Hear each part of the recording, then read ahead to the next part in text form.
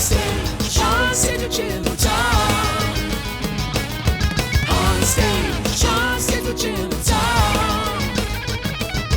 Onstage, Onstage, Jim and Tom. Onstage, Onstage, Jim and Tom.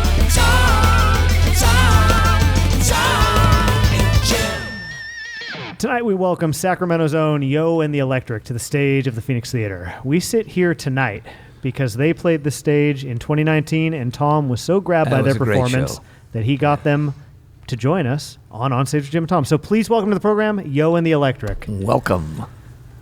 Oh, yeah. Hi. Hey. Hey, you're, Thank you. I didn't want to be the first one. Hey, you're here. Thank you for having us. You have come a long way to sit with two strangers. So thank you for your bravery in that. Let's start with the new album that's coming out, because I feel like that album kind of represents where you guys are at in terms of why this is even really a project at this juncture. And it's called Heavy Are the Times. We're living in real interesting times. And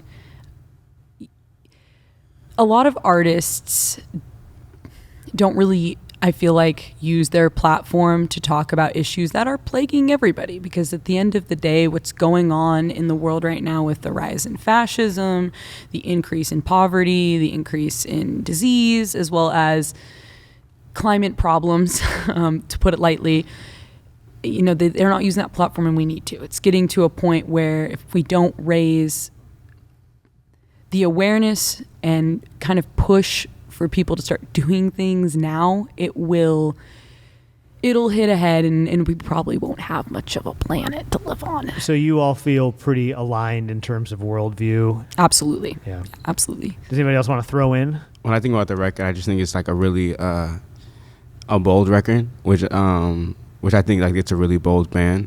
Like I just joined the band, I think maybe like the latest or whatever, but one thing I really like about the music being written, you know, by these two, they're just super saucy with their songwriting, with the songwriting, the melody writing, how they choose topics on what to write about and why even to choose to speak about those things. So I think it's a big reflection on the music that we play as far as how we are and how bold we are. One thing I really like about this band is that we're all super individual, but at the same time fuck with like generally enough with the same stuff to vibe in the same way. And so it creates with a very interesting complex as far as the conversations we have during band practice after shows, and I think it ends up reflecting in the music that's getting made. But I think that's just how I kind of look at it. Does it ever get tense in group in terms of like differing beliefs on political stuff? No, I don't. I'll field this one. I don't think. I don't think so.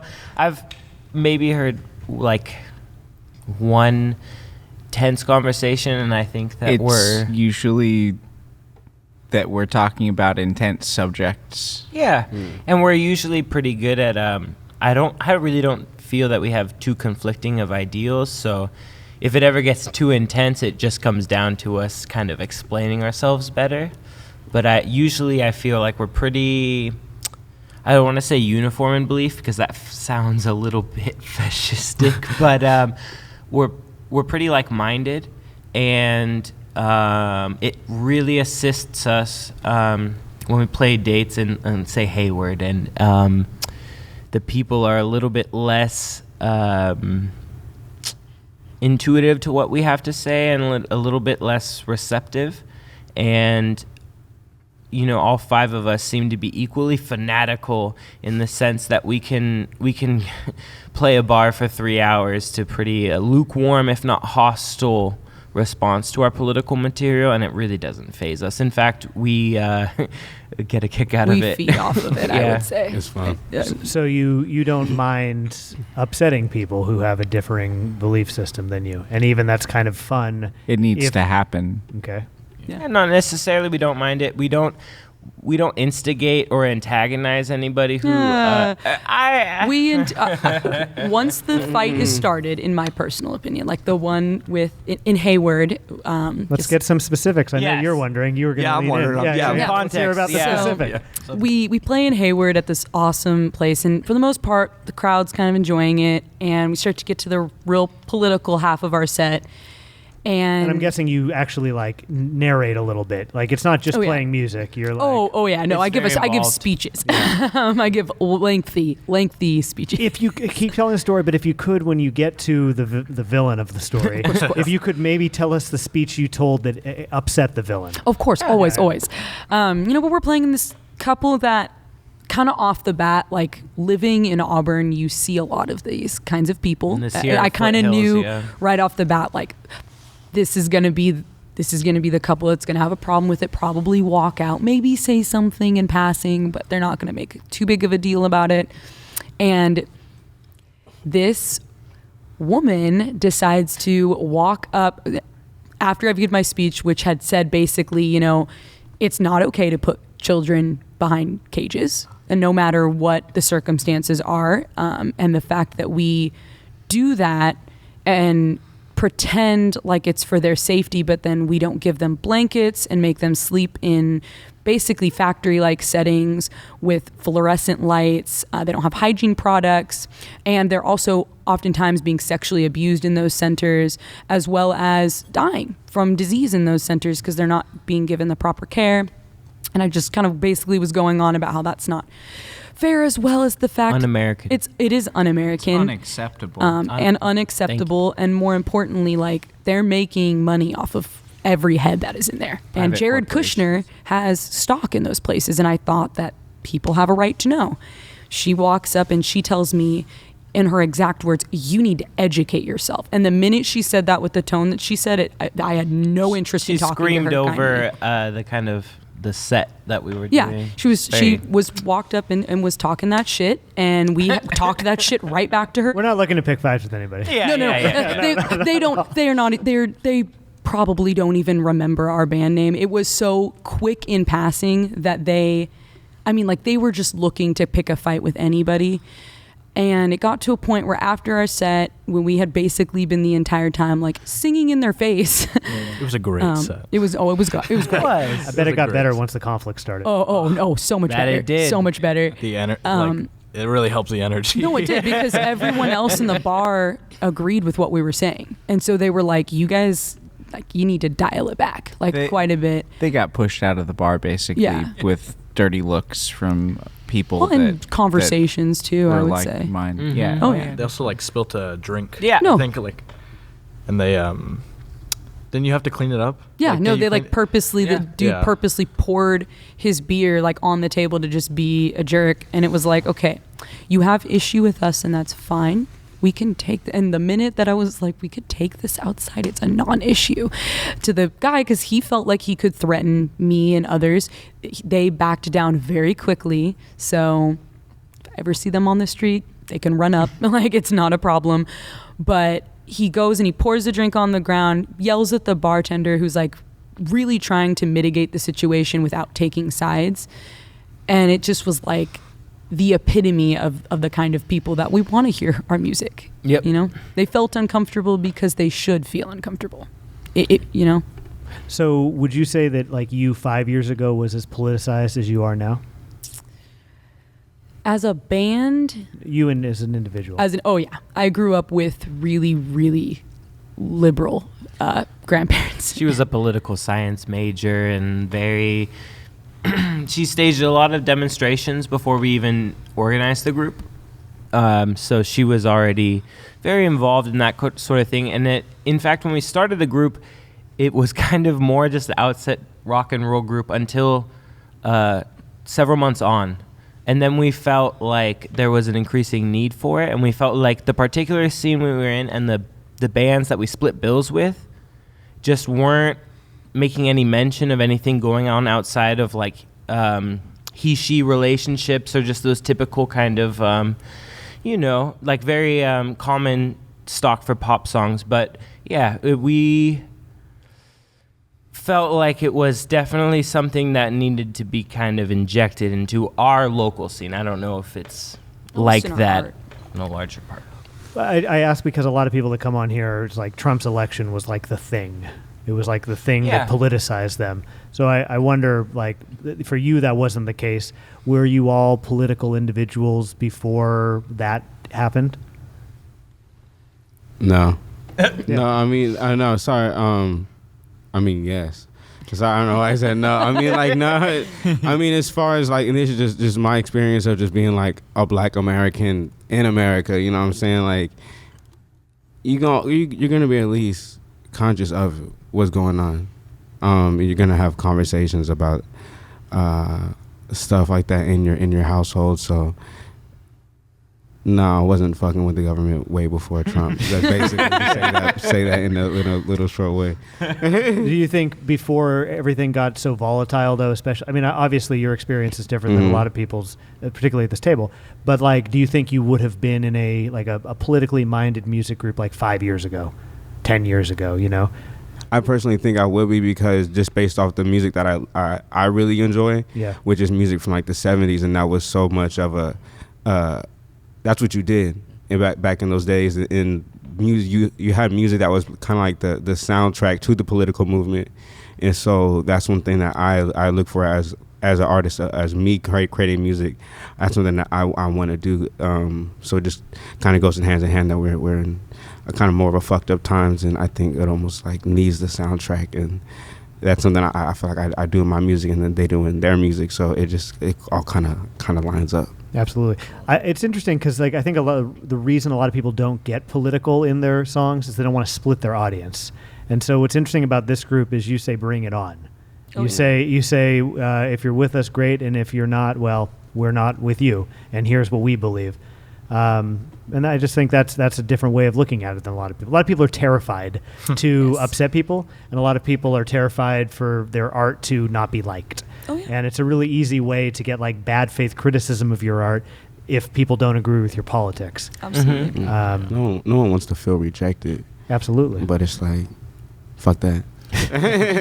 Got to be authentic, right? Yeah, if you're comfortable with yourself, then I think you're going to be okay with rejection, and I think that's why we can have a show where people don't, like, maybe not like us as much, but as long as we all look at each other and be like, nah, we fucking killed that shit. It doesn't matter, because it's like we know that we're all super talented musicians, and the songs that we do is hella fucking fire. So as long as we did what we did, then it's like, if anything, I apologize. I think our crowd is getting more exclusive, and I think we might be dwindling down the people that hang with us because we might be, dare I say, a trendy thing or something that might be a passing fad. We really, I think, try to challenge the people that listen to us on any bill that we're at, and any house party or anything that we're at, and we try to play music that challenges the listener, not in a condescending way, not like they're not exposed to this music, but simply stretching, kind of pushing the envelope from what what we feel the occasional bands and the typical bands play on those circuits.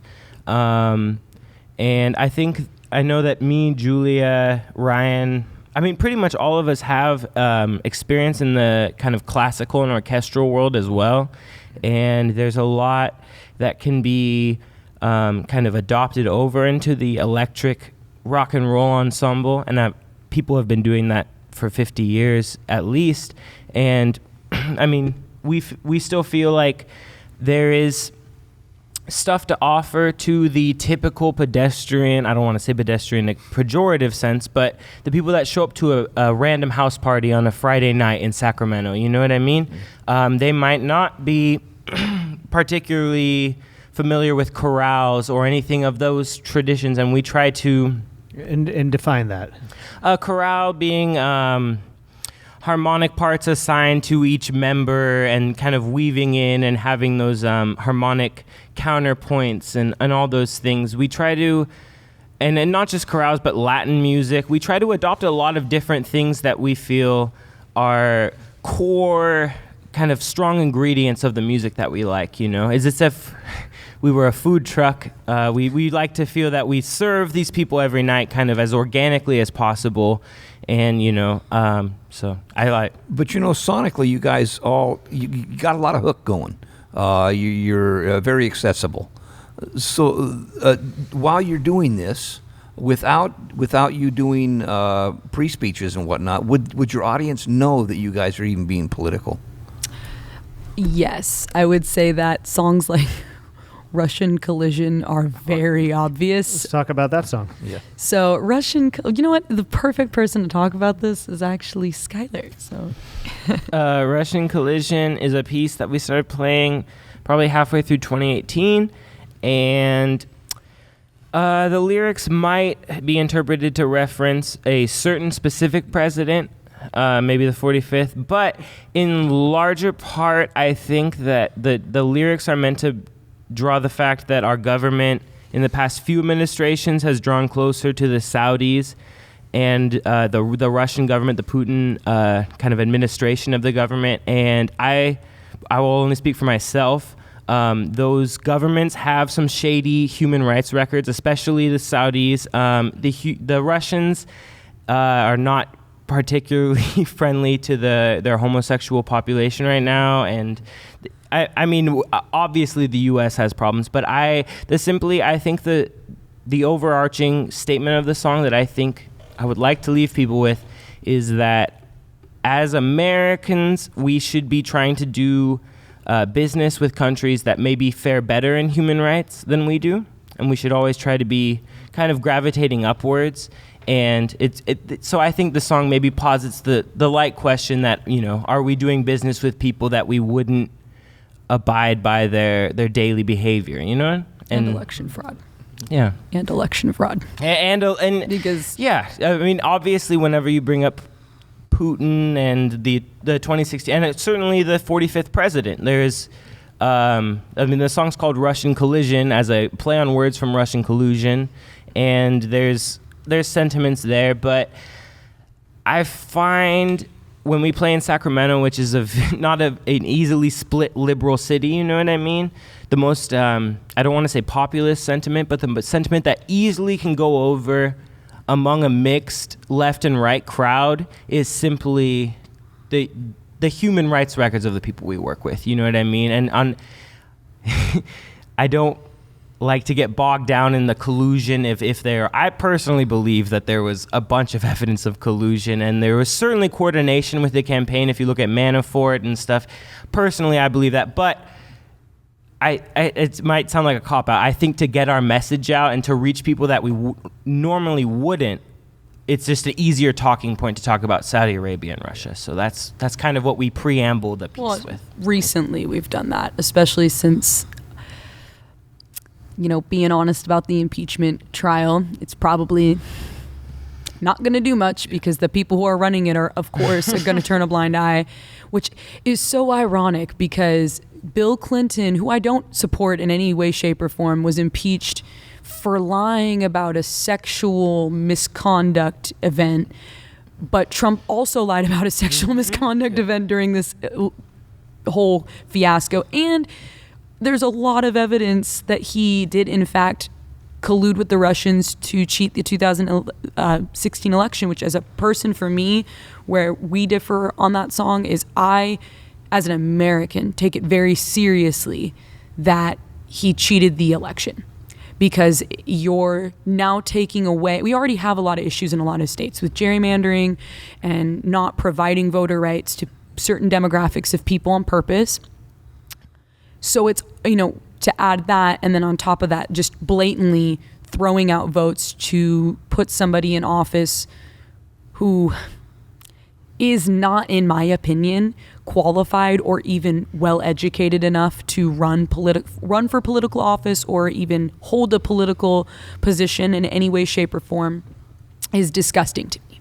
Because there are people, I'm not a big military person, but there are people who get talked into joining the military to go over and fight all these pointless wars, and you're telling them that those wars that they're fighting that is for their freedoms, but then at the same point you're completely taking their freedoms away from them with a simple just throwaway of votes, and that part at least bothers me, I guess.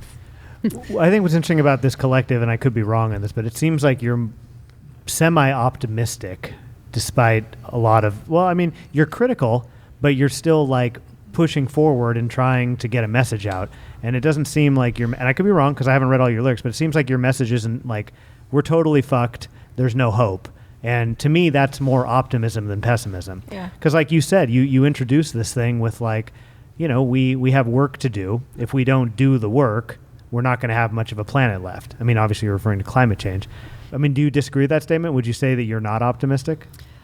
On certain subjects, I'm optimistic, at least for me. And then, I mean, I'm a very pessimistic person, and a lot of my own personal life events have kind of melded me into a really pessimistic person. So I think that's kind of my perspective. I think there are things we can definitely change. As far as like things like climate change, we're already so far gone that even if we rolled back and started really trying to, you know, draw back on that carbon emission, we at most we get like 60 years, which is not really a full lifetime. As a teacher, I teach a lot of young kids, and that's not a full lifetime for them, you know, so... So then at this moment, and anyway, does anybody else disagree about my take that you're optimistic for having a project like this? Because I think that the very act of like feeling the desire to get the message out suggests that you think there is hope. I had never thought of it that way, but I can't disagree with that logic. I suppose the fact that we're still appealing to people's common senses and still bothering to kind of talk to them is an optimistic sense, because honestly, I think that when we as a group have kind of current event discussions, they probably will lead a little bit more pessimistic, and we, dare I say, in front of cameras, we have a little less faith in the public than we portray on stage, you know what I mean? But yeah, I would say that I've never thought of it the way, but yes, I think the positivity could be attributed to us because we are night after night appealing to people and their common senses. And you can end positively most of your shows if 90% of your audience is still there at the end of your set. But that's an important thing. They're not walking out on you. Yeah. They're hearing what you have to say. And so when we first started doing shows at not first, but through the 90s, there was a strong movement with bands like Siren and the Resilience and some of the punk bands that were coming through, that there would be a preamble to almost every tune. And it was a beautiful moment, and it was a beautiful movement at the time.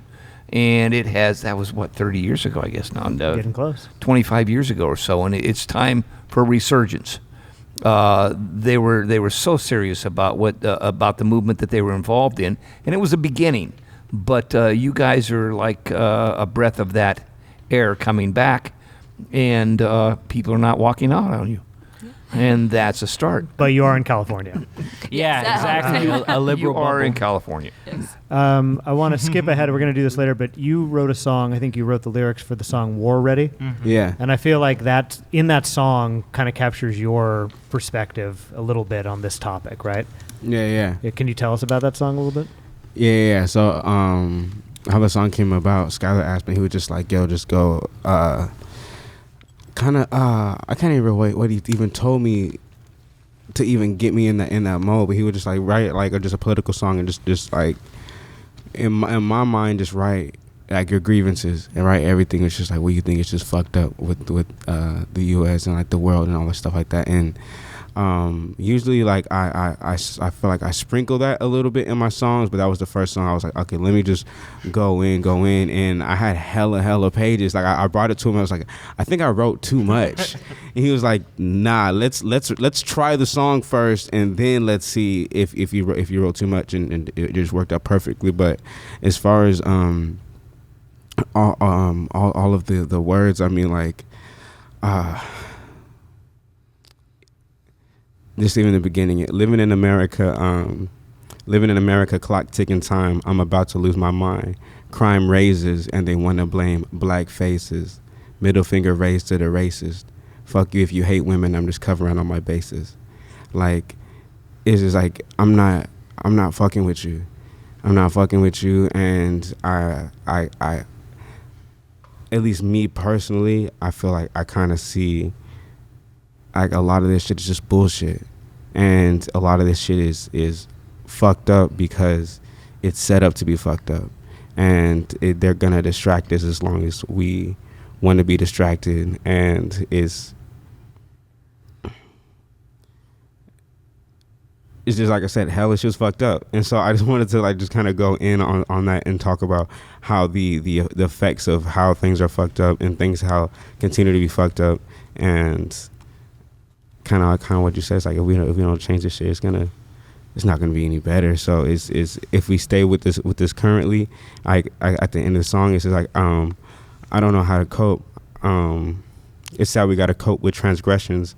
I don't know how to make things better. I keep coming up with questions. So it's just like at the same time, I'm just one person. I'm not the mastermind that put all this shit together.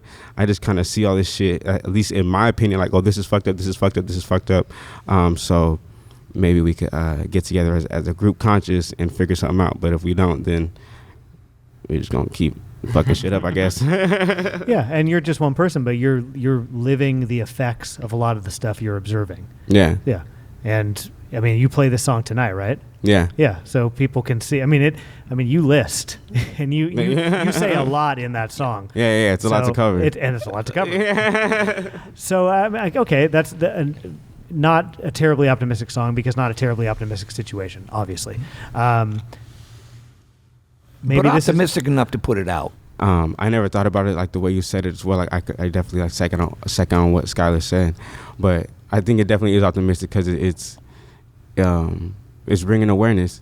That's all. That's what I'm really trying to do. Is just if you're not aware of it, just look it up. Just we have like. I don't want to talk about, but it's like a couple different versions, so like that, and one of the second half. So I'm just like, do your research. Like I encourage you to do your own research. Like if you don't fuck what I'm saying, then just look it up. You know what I'm saying? Google is mad powerful, and there's other different research sites, books. You know, libraries are still open if people don't know, but it's like, but just do your own research. And I think there's a lot of things when you talk about history of people, mankind, and like big business, how things are running. Like I said, how things are this way. If you take time out of your day to look things up, you're gonna realize, okay, things are like this for a specific reason. Like I am like this for a specific reason. Like the habits that I have, it's someone taught me to be this way. And if I don't take my own responsibility to figure out what traits and what toxic traits that I have within myself and fix myself, then I'm always going to be subject to the distractions that are available to me. And so my thing that's like with awareness is, if I can make you aware of it, then maybe we can all make our lives just a little better. And if you didn't care, like if you didn't think there was a possibility that something could change or there could be some effect to writing this all down, you wouldn't do it. Yeah. I mean, that's kind of my argument, is it's like there's plenty of stuff that at this table that we know is a problem, but it's like out of our control. So you just say, fuck it. Fortunately, change is inherent and inevitable. So we have that to our advantage. And sometimes we fear change, but it can be to our advantage to flow with change. I think or at least for myself, I've learned how to do that from music practice, and working with other people. You learn to really tap into a flow, and hone in to become better, and eventually things that seemed impossible become easy, and that works on an individual level and within any group or community even. And I think that's one of the reasons why music education is so important, because it's easier to learn it when you're really young. Absolutely. So, this is maybe too big a question, but it gets in the weeds a little bit, and it's like, if you all are fairly aligned in terms of belief, do you believe that it's a tinkering with the system, or it's a tear down of the system? Tear it down and burn it to the ground is how I personally feel. Second. Capitalism is evil and is unnecessary and has always been unnecessary, and that system needs to go very quickly, or people are going to start, it's going to start getting real French Revolution like if we don't start figuring it out. We need to tear down the two-party system that we currently have. Yes, we do. Absolutely. It's just gross. It doesn't. It's not conducive. It's it causes division between people when Coke or you're forced Pepsi. to choose between one or the other. Causes a serious division, and it's You're not choosing your country. You're not choosing your friends or loved ones. You're choosing a party, and Yep. They are not there to represent you or I. absolutely well nowadays. No party especially. represents any one person, really. There's no person that can say the Democrats represent them and every issue down the line, and same for Republicans. And it becomes really problematic because people really bleed the parties nowadays more so than anything. Oh yeah, I mean, I wholly agree with you. yeah. Oh God, your dad jokes. Knock it off. Not the time. Yeah, Resident not the time. Pun master. Do you feel like it even really matters what happens in this election, or do you feel like this is more of a bigger issue than who gets elected in November? Yes and no. Yeah. Yes and no. Yeah. I feel it does matter who wins. Obviously, I don't want the incumbent president to win personally. Yeah. However, This is not a surprise to me. Yeah, no, it's shocker from our material. However, I do feel like a lot of people think that is the end of the problem, is simply him not getting re-election, and that is a very naive. I mean, it's a watering down of our institutions, and that's something that we have to build up over years and years. It's sad how much damage can be done kind of right away, because he can get in office and you can just kind of appoint people or simply not appoint people. One of the most damaging things that he did in his presidency was he had the lowest appointment rate of any president. And that is a death to the federal government, is if you simply just don't staff it. You know what I mean? And there were plenty of people who were very happy to see the federal government not staffed and not doing well. And the EPA was one of the first signs to show that. And big business with less regulations and stuff, they just pollute the environment more. It's not like they're going to... It's not just act in polluting good the faith. environment, though. It's like they poison people. I mean, they really genuinely do. Nestle has gone over to certain parts of Africa and has given formula to certain groups of people in those different regions of Africa for children. And then those children, or those women in particular who had used that formula or had fed off that formula when they were infants, cannot produce breast milk. So they do that in a way so that you're reliant on their product. I mean, Makeup Song is a clear indictment. Thank you. A clear indictment on how the cosmetic industry preys heavily on not only women, but on people of all gender identities. Self-image and so on. You know, it's like... Well, so the cosmetic, I don't know how it is now, but 20 and 30 years ago, the cosmetic industry was selling to the children, to young girls, because young girls would try it first. They'd love to go and try something new and something different, so they'd get it into the younger crowd, and then it would move its way up. Yeah, And that's how they were marketing it. Yeah, it's still predatory. They still do that. I mean, look at like Kim Kardashian. She markets like appetite suppressants to people, to children who probably see that, and to she is children, a mother absolutely. Yep. of daughters, no less. Of course, she's marketing to the kids. Yeah, Kids don't that's- stand a chance nowadays, No, honestly. That's Makeup Song, though, there's a lot there. I mean, it's not just about makeup. I mean, it's about consumerism. It's about self-worth. yeah, Yeah. because people need. I mean, something that I always really struggled with when I was growing up was just, and I mean, I still think I struggle with every day. I think most people struggle with it every day.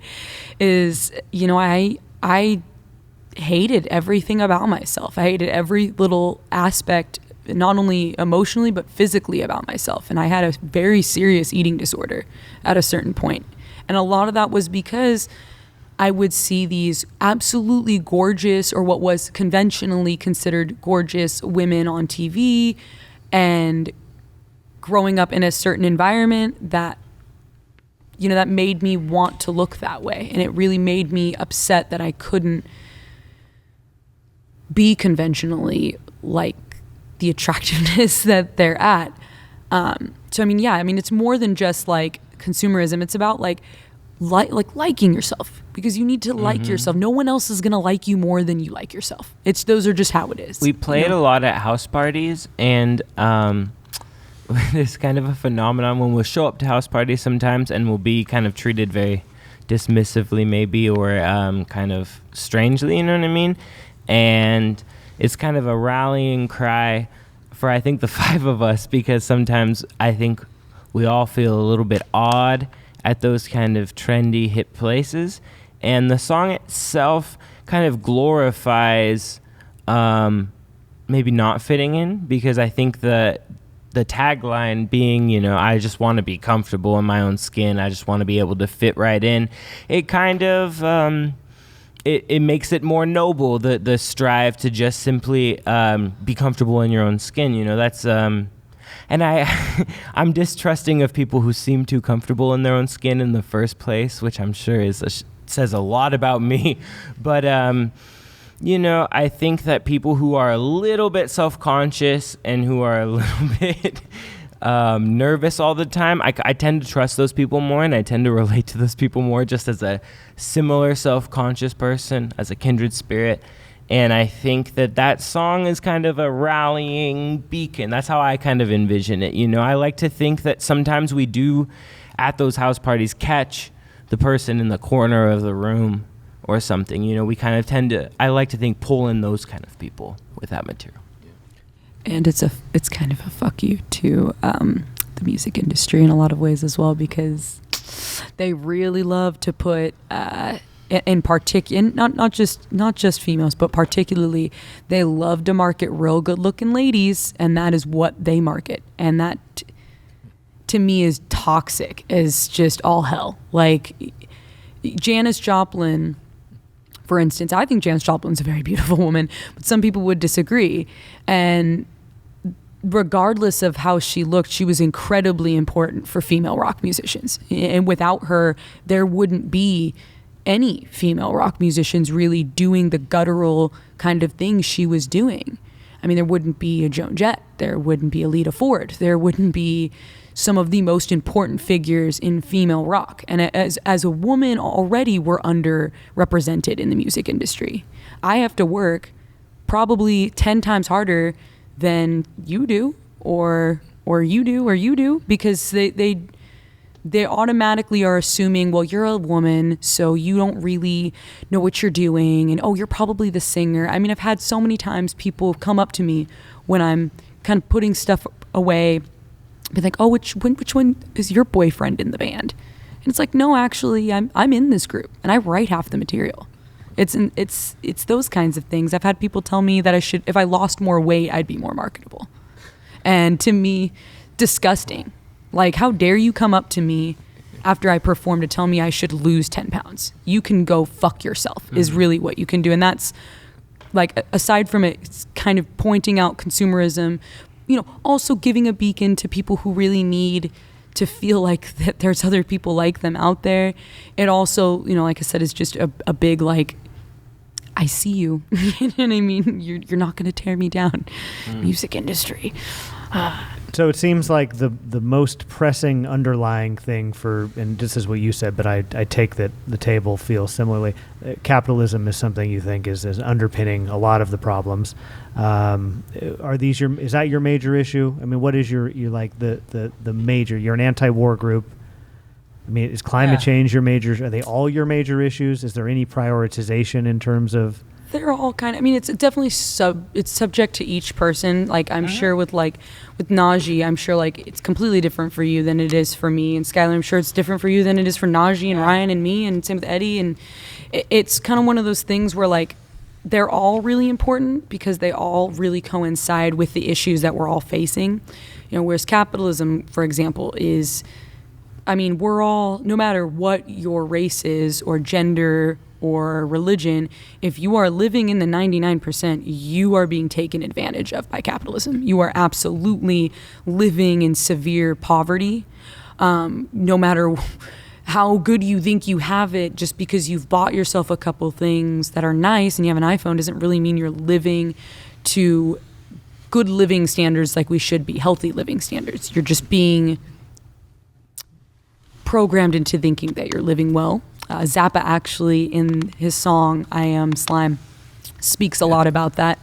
And as far as climate change, that's an pressing issue because obviously none of this will matter if our planet completely just shits out on us. It won't matter what systems in place at all or who's president. The race issues going on in this country, that's kind of that's not kind of, it's a huge thing that we should have fixed obviously a long time ago, but that we need to get on the ball. Same with climate change, because eventually, it's going to get to a point where people can't communicate with each other, and it's going to lead to really increased hostile situations that are dangerous for even innocent people. The Rodney King riots are a great example. Is those riots, I understand why people rioted. It makes sense. It was a horrible thing that happened, but there were innocent people that did get murdered in those riots or did get really severely injured. Our building got trashed. No kidding. Lord. We had a metal show that night, coincidentally, and this place just went crazy. I'd never before had a stage barricade absolutely ripped apart and danced across the floor. Oh my Lord. The stalls in the bathrooms were all ripped down. Jeez, man. It was a hell of a night. People get angry. It was a great show.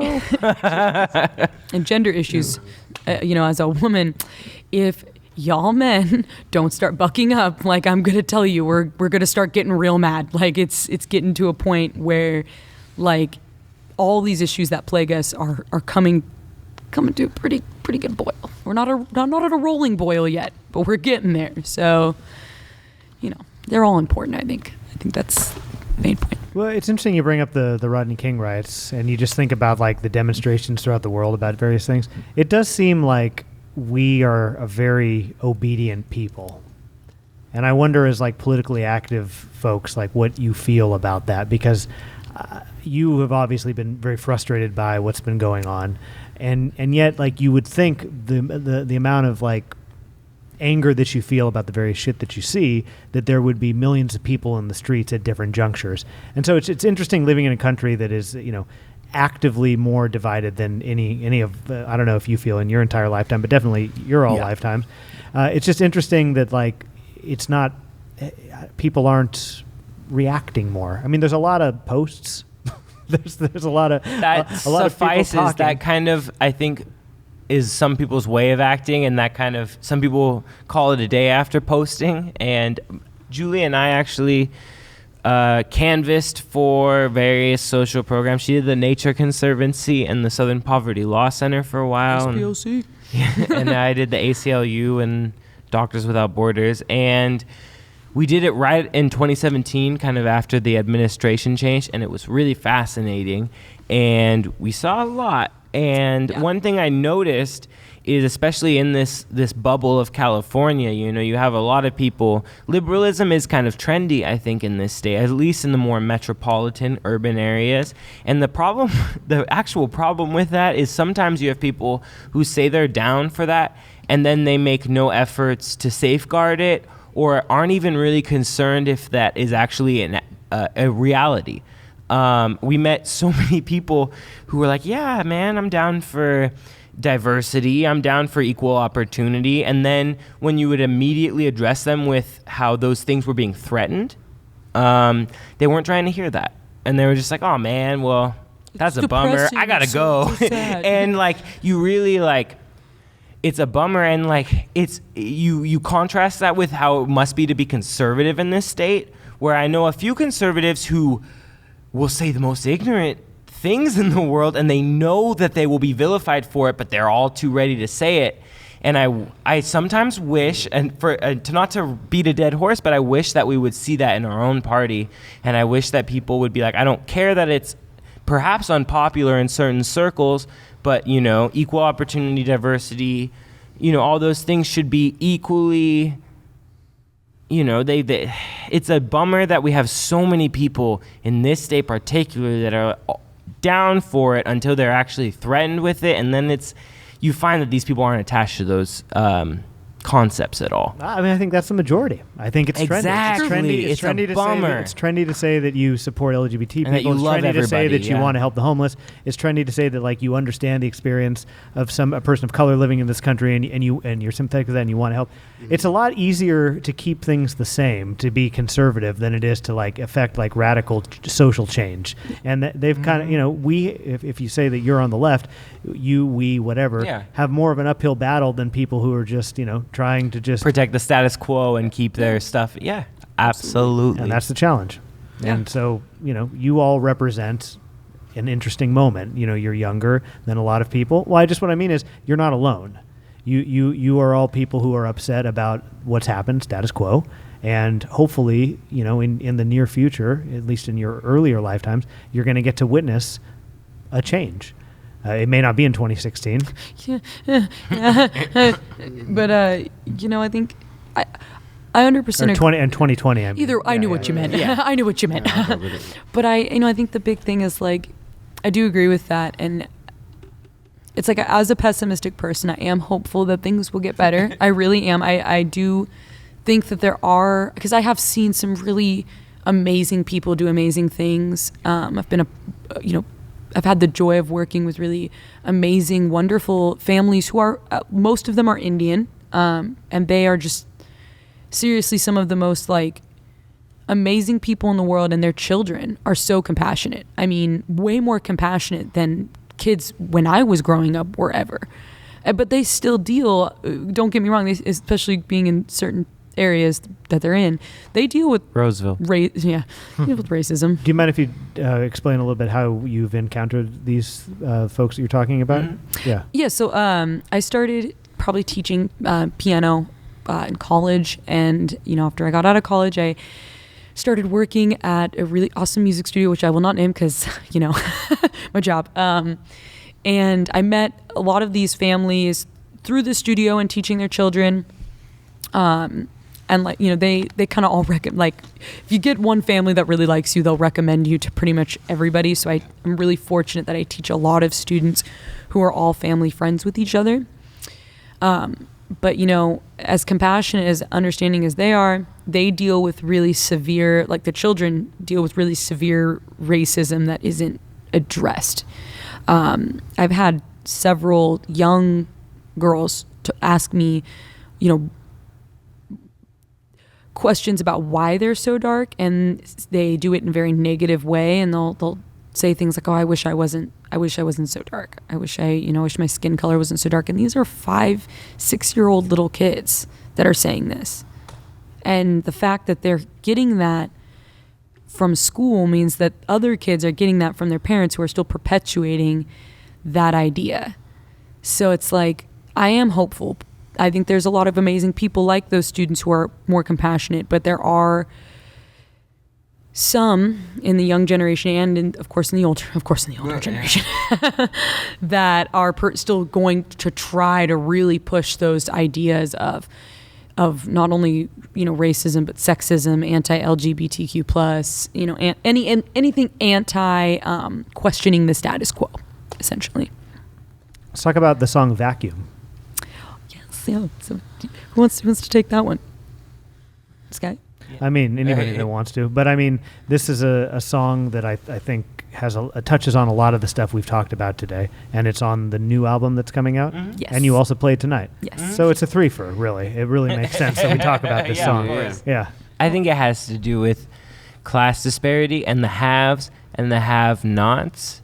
And I think that perhaps it's written from the perspective of somebody in the middle of the two categories that's trying to really come to terms with the fact, you know, and it's kind of funny that we exist in the middle of these constructs, and there is a lot of wealth disparity in this country, and sometimes you can see it. Especially, I mean, you guys live in Petaluma, which isn't so far away from San Francisco. San Francisco is like some of the best pictures of wealth disparity in this country, and it just takes me for a trip, man. Like, I can't ever quite wrap my mind around it, and I'm fascinated with it, and especially because as Americans who are raised on a capitalistic society, we believe that a person's value is however much money they make or whatever their occupation is, you know what I mean?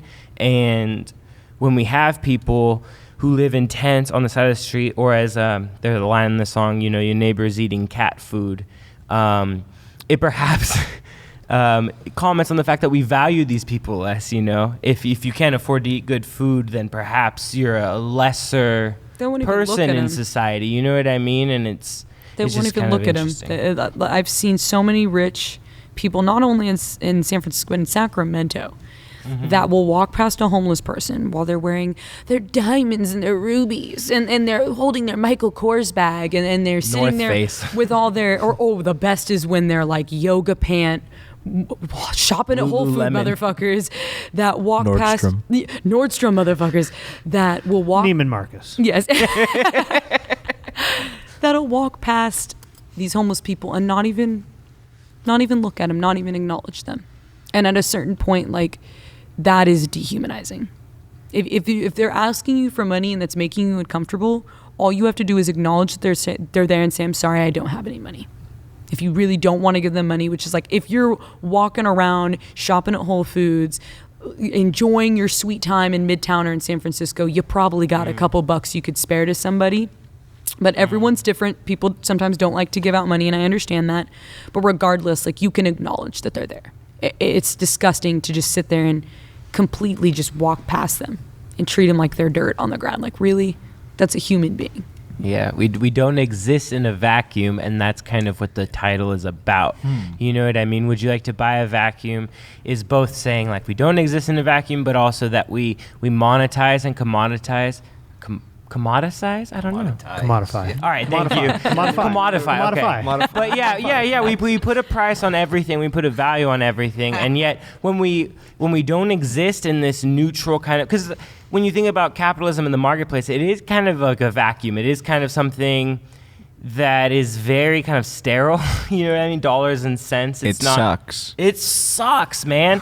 And yeah, so it kind of begs. It sucks. I don't know if it really has any kind of statement to make, but it just asks a lot of questions, you know, simply about the have-nots, in the sense that, like, yeah, because we don't live in a vacuum, there's so many factors that affect every moment of every day for every person, and it's just an exponential kind of equation. And, like, American society really tries to whitewash over that and oversimplify it as much as it can, and just be like, here are the casts. Well, they're homeless because they didn't work hard enough. Oh, they're homeless because they did drugs. Like, at a certain point, it's like, no. Like, how about they did drugs and lost their job, or not? Doesn't have to be in that order or any order, but that all stems from the fact that they were living in severe poverty. How about we emptied all the mental asylums in Reagan's time, and since then the homeless have been, or not give proper benefits to people who have served in the military, or cut all the welfare programs that are so desperately needed for, children to eat. I mean, the list goes on and on and on and on and on. There's so many things that our government has done to cause the housing crisis, the housing crisis, even though we have, we have like enough homes in this country to give each homeless person like 3.5 homes. Like, are you serious? So we just have a bunch of these homes that sit empty because people can't afford them, and you guys just build, because they get paid to build them, but they don't get paid to fill them. Well, and if you're a landowner, you'll get a write-off. You can take a loss from having development, having something that you're losing money on it, so you can write it off. Yep. You can just write it off. Oh, Del Paso Boulevard, empty storefront after empty storefront. All of those landowners are taking losses and writing it off. they're and they profiting. make more money doing that than renting if out they the were area. renting it out at a decent price. Kind of like that show, The Producers. They've given them incentives to keep certain Operating at a areas loss.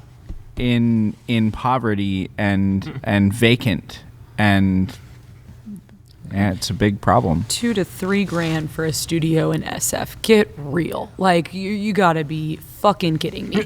You're gonna charge that much for a box that has maybe a bathroom in it and a kitchenette. Not even most of the time a kitchenette, like oh, here's a hot plate, a mini fridge. Like, you're gonna charge that much money just for the luxury of living in a city that's actually below sea level, and with climate change is probably going to get washed away. Like, to me, is mind-boggling. I was talking to someone that was, helping earlier about they wanted to go to Hawaii, and Hawaii is a great example because it's not just California. No. Hawaii for decades has been dealing with severe poverty amongst the people who are not only indigenous there, but people who have lived there their whole lives, because there are a bunch of celebrities who go out and buy these beautiful homes that were probably homes of some indigenous person that lived there, and they raise the market price up. And then, like I said, I met 17-year-olds who are working 4 jobs in the summer to make it because they're getting paid $8 an hour, while all these people get to sit on Waikiki Beach and drink their cocktails and enjoy their fun, but everyone else gets to work 4,000 times harder than you. Like, it's just not fair. You, I think, referenced the French Revolution earlier. Mm-hmm. How long does it take for that to happen, do you think? I mean, honestly, honestly, if it doesn't really change. If he gets elected again, if we have another 4 years of Trump, guarantee it'll happen within 4 years. Can I offer one interesting fact about the French Revolution that I just learned? Please, I don't know just much about it. I will never get to say this again. Yeah, All right. Know it. I want to know it. Cool. The American Revolution was actually bankrolled by Louis the Sun King, and in a lot of ways that started the Enlightenment thinking of no nobility and no classism that later spread to France, that later got his own head chopped off. So in a way, he bankrolled his own, revolution and assassination. It's very fascinating. I agree. Like, for a great example, though, is like, Trump has been on multiple occasions talking about how cool it would be if he got elected for life. Yeah. What makes us think that even if he lost the election that he would even leave? He's got a fan base enough that's crazy, not all of them, but a decent portion that are crazy enough that if he says for them to go out militia and start kind of acting like a National Guard, they'll do it. I know they'll do it. But do you think if he gets reelected, there's a possibility of like that level of rising up? At least within a 4-year span, for sure. I think if he were to not get elected and like the situation I was talking about, like, obviously, shit would hit the fan really quick. Yeah. But if he got reelected, I do think within 4 years, maybe 4 years with a lot of damage if he continues to, which he will. I mean, come on, he hasn't stopped yet. If he continues to roll back the things he has been and continue this stride of severe inequality, it will get to a point where people will start getting very, very, very aggressive with other people who maybe back him, or at least at the very least, they're going to start marching to the White House. And it's a snowball. Yeah, the snowball effect. Do you think that he wins in November? I am a pessimistic person, and I have read a lot about history long enough to know that our time eventually has to come, because all empires fall, and all empires that are built off the backs of other people that you continue to keep downtrodden, those empires fall hard, and they fall fast. I'm hoping that we fall softly like Britain, not like Rome. Nah, but hey, fingers crossed, I wouldn't be surprised. We've done You've got the optimism and you've got the pessimism if you're on the electric. At least if he gets reelected, at least they'll pull their head out of their ass and start understanding, like, okay, we need to take this a little more seriously. We need to not just occasionally go to a protest and occasionally share something online. We need to start like really being a resistance, because that's what it's going to take. Everyday part in our civic government, because I think that that's kind of what led us here in a long time. I think that we only like vote every 4 years, and we kind of postpone our political thinking, and we don't take especially part in local government and just kind of the day-to-day upkeep. Like, they don't really teach civics anymore. Like, when we went to school, it was GovEcon, and it was a little bit stripped down.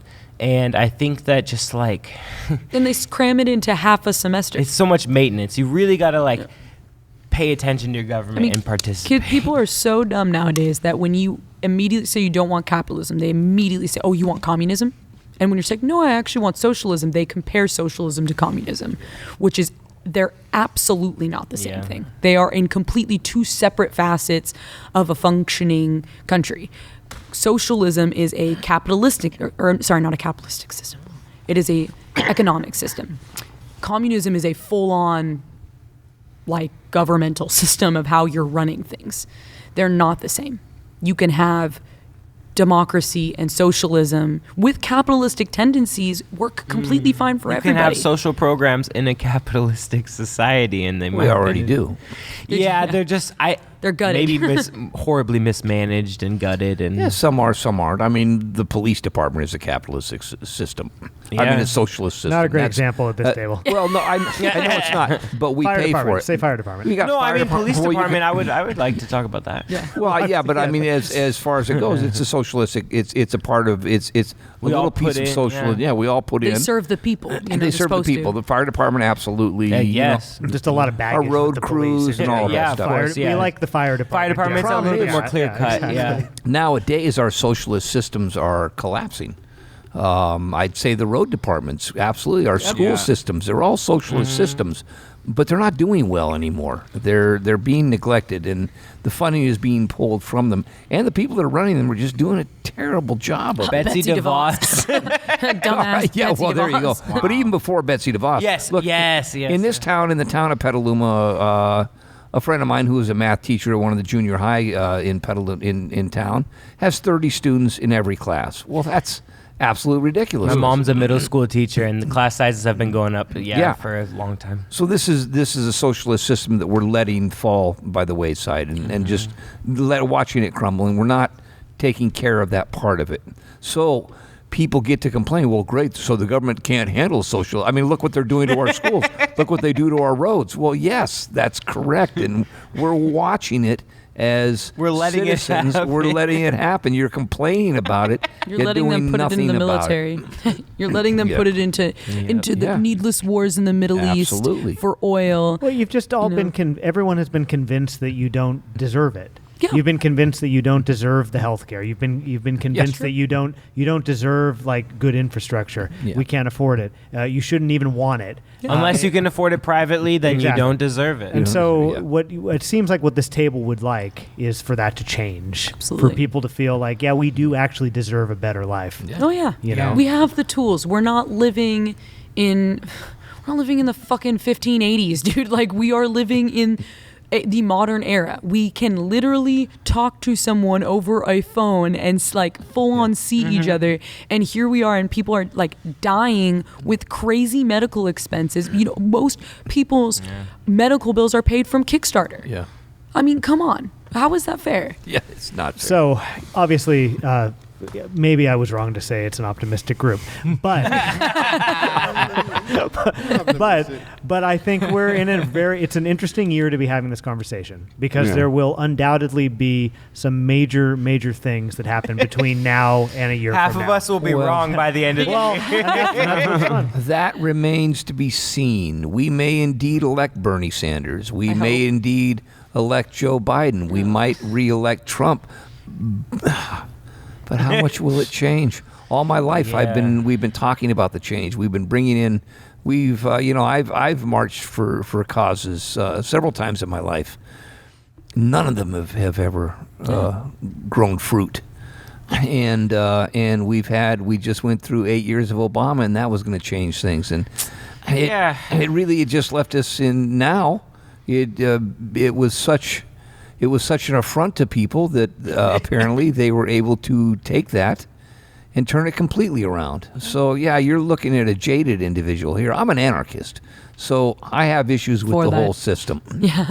And I'll tell you, if it's Joe Biden, I won't vote. I will vote, but I will vote for a hero of yours. I voted for him 4 times already, and that's Frank Zappa. Yes. And the man is dead. Yes. He's a true president. Vote Zappa for president in there. Oh, so. yeah, absolutely. That's Wonderful, not a sir. joke. But he Wonderful. talked a lot about like just how phony people are, and I think that's like you were saying, that's a huge issue. Is like people are super fucking phony All about your whether they children support. are poor, unfortunate victims of systems beyond your control, a plague upon your ignorance that keeps your youth from the lies they deserve, or something of the sort. That's pretty close. Yeah, I mean, it's we listened to that album. On the way here. But it's crazy because it's like I am optimistic in a lot of ways. I myself am a very jaded individual. If I'm gonna be honest, I didn't really grow up in great situations, so I didn't really see the positivity throughout the world that maybe like people like you have, Skylar. And that's something of course emotionally I have to work through on my own, but a lot of it stems from governmental issues. I mean, my stepfather, who was horribly abusive to my mother, he was special forces in the military, and he was in Bosnia, and he went to Afghanistan after he had gotten in an altercation with my mom, and all of his information is redacted. I am not allowed to get any of the police reports from the really serious events that happened. Therapy. Even for therapy, which I feel like I personally desperately need for those situations. I mean, when the last time my mother ever called the cops, they told her flat out, like, we can't do anything. He is protected by Homeland Security. I'm not going to arrest him. And the cop wasn't, and I don't even like cops at all, but he wasn't trying to be rude. He was trying to be honest with us and give us the truth because no one else was willing to do it. And part of that stems from his father, who is an abusive person who worked on the police force, but a lot of it was he saw some horrible things overseas, and he witnessed a lot of people die, and that the war machine. Dwight D. Eisenhower, when he left office, said that we need to watch out for the military-industrial complex, and look where we are.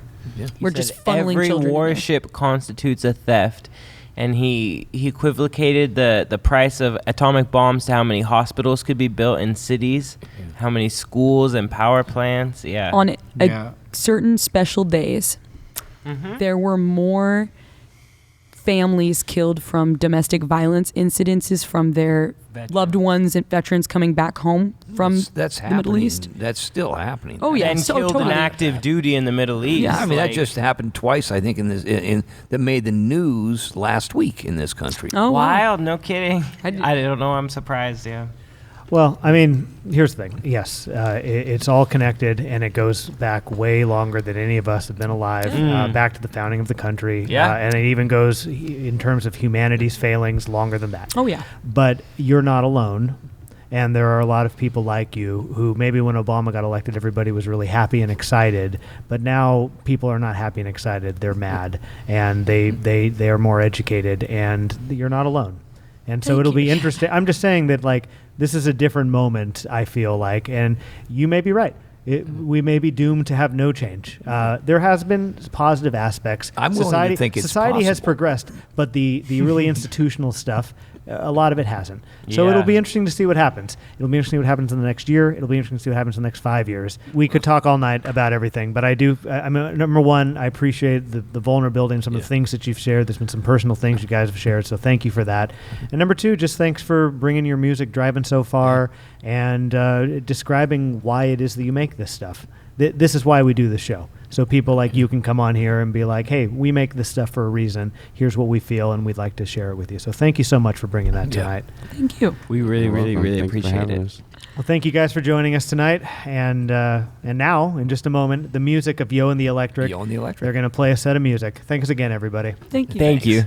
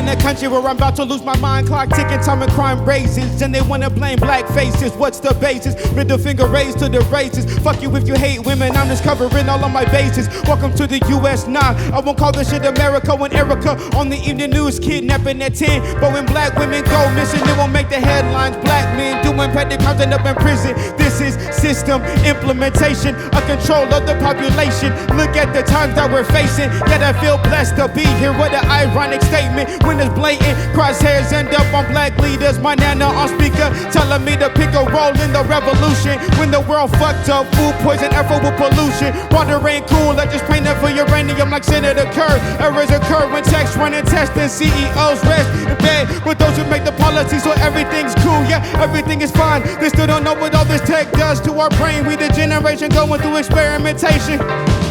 So in turn, I gotta study foes, see how far the rabbit goes. Gangs killing gangs, but we calling the police. Cops only take a knee from the back, so black saying I can breathe, won't stop the vicious attack. Kill me, you get acquitted, kill you with a death sentence. Then I'm born again, so I don't understand that last sentence. Cause I'm only 5, barely know how to read, but I'm popping pills for what they call ADHD. Teachers told me on my back, but I know it's about me. Kids on IG flex cause they wanna be cool. Suicide rate high before they even in high school, but it's big business care. I pray for the youth, and I'm no father, but it's clearly a parent. It's hard being a parent when your job don't appreciate you. When the bills past due, kids wanna have fun on a single income, so you gotta make it work. The symptoms of an ill world, the blood and mayhem can be seen through every window. Life is a movie rated R, and the children in the front row with the popcorn watching scene after scene, breaking down their self-esteem, saying love this and love that, but don't never love yourself. Cause if you ever did, I couldn't tip you with distractions. The people look happy, but remember it's all acting. Everything you see on the screen, it just mirrors and smoke. You sad, we gotta cope with transgressions. I don't know how to make this better. I keep coming up with questions. I don't know if I'm walking in the right direction. Hit 'em.